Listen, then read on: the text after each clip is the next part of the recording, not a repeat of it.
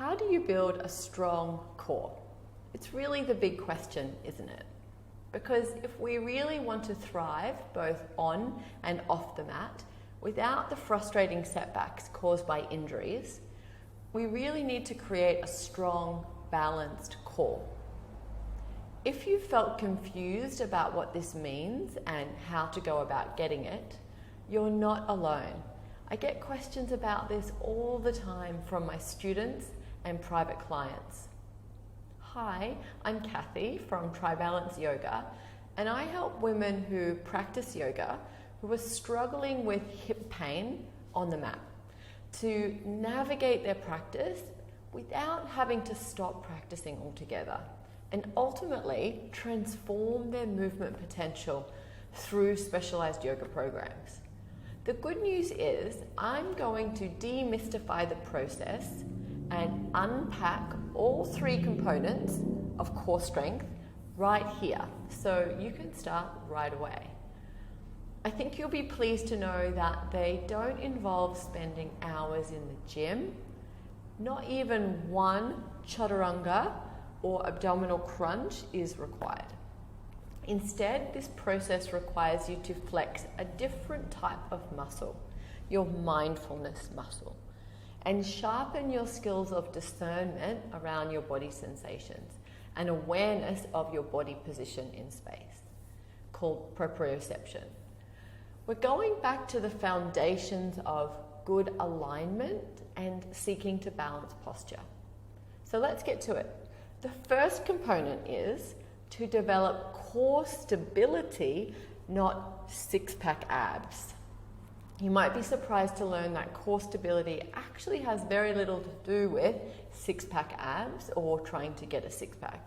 In fact, having super strong and tight rectus abdominis muscles at the front of your torso, if not balanced with other muscles in the torso, can actually inhibit the function of your core. So you need to learn how to find the natural S-curve of your spine and the neutral position of your pelvis, and to stabilize the spine and pelvis in this position by activating your deep core. And more on the details of this in an upcoming video. We need to learn how to move our limbs, so in particular our hips and our shoulders, while keeping this foundation of stability through the midline. And this combined is core stability. And this is step one, or the first component of cultivating core strength. Remember that what I'm calling core strength is a culmination of three components. So what else is needed? The second is to release tension and improve mobility.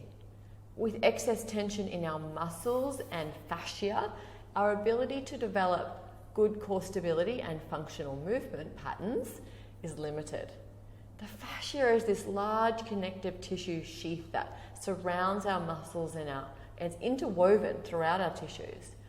It's been discovered more recently to be an intricate communication system where part of our immune response is regulated. When our tissues are really tight from lack of movement and stretching, our fascial system can't communicate effectively, and we lose some of our ability to detect where we are in space, that proprioception.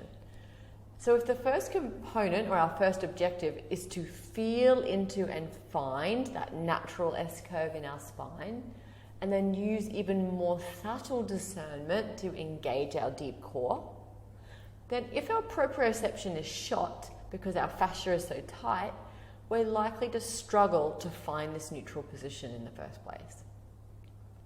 So number three, moving on, is to move with good functional patterns.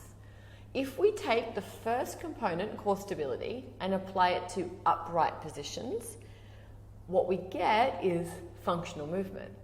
That is movement of the limbs, in particular, at the joints of the hips and the shoulders, with the spine supported in its natural curves by the engagement of the deep core, while doing things like squatting, reaching, lunging. So it's not the what, it's the how that matters. We can do squats and lunges and warrior poses until the cows come home. But if we're losing that good spinal alignment and deep core engagement when we're doing them, our movement pattern isn't optimal and doesn't contribute to good core strength. While it might seem like we're destined for some sort of core abyss rather than strength and greatness due to our modern lifestyle habits, the good news is that all three of these components are part of your typical yoga asana practice on the mat.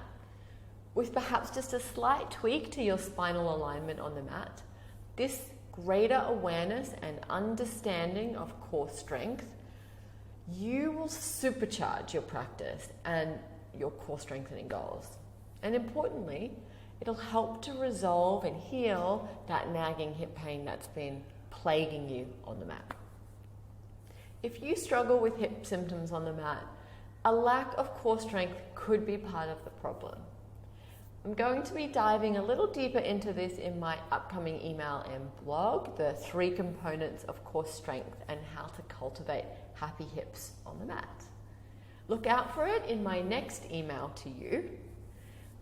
I'm here to guide and support your highest movement potential. Namaste.